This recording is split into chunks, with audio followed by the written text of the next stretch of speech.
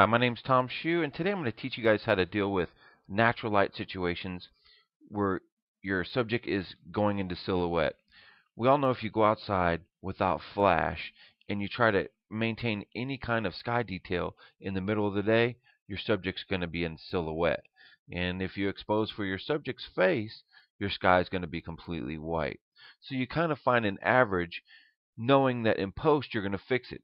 So here's a snapshot of this gentleman, and it's in a natural lit area, but it's an open shade. He's actually underneath of the hatchback of a car, so it's creating a shade. So there's a few ways you could fix it, but I'm going to show you the best way. But before I show you the best way, let's show you one way you could fix it. So Control J or Command J on a Mac, and you come into curves, and you say curves, and you just kind of bump up your exposure until you get this face the way you want it to look.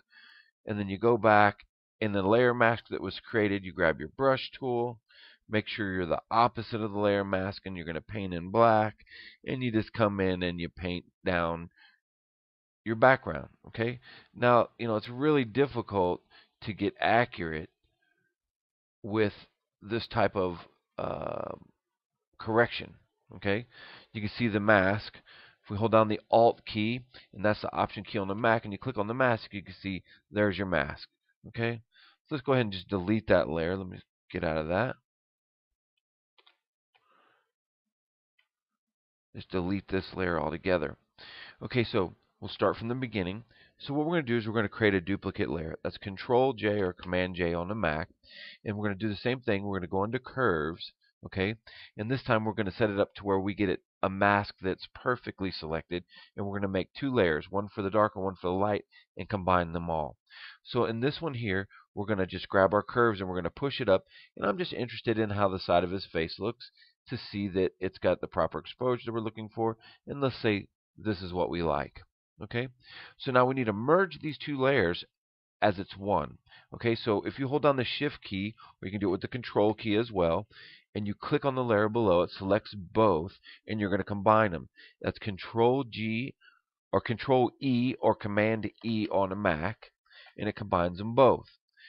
Now we're going to create a layer mask for that, and we're going to click on the layer mask just to make sure it's selected. Okay, and then I'm going to come over to Image, Apply Image. Okay, now you can see that it's going to be by default merged RGB, and it's going to be on multiply, which we want, but we want to invert this selection because we want the highlight information. And you can see what's happening here. It's creating a mask for us since we selected the mask when we applied image.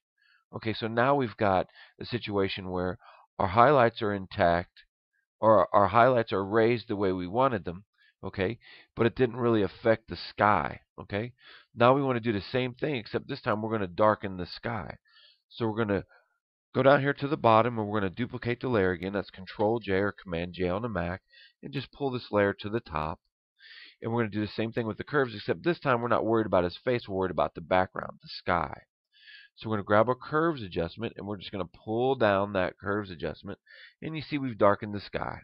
Okay, so go back into layers, and we'll merge these two together, holding down the Shift key or the Control key, and then we're going to do Control E or Command E on a Mac to merge those two layers, and do the same thing. We're going to apply a layer mask, select the layer mask, Image, Adjustments, actually not adjustments, but apply image.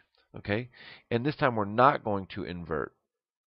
Okay, we're going to select OK, and now you can see that we've got a mask that's completely opposite as the one before.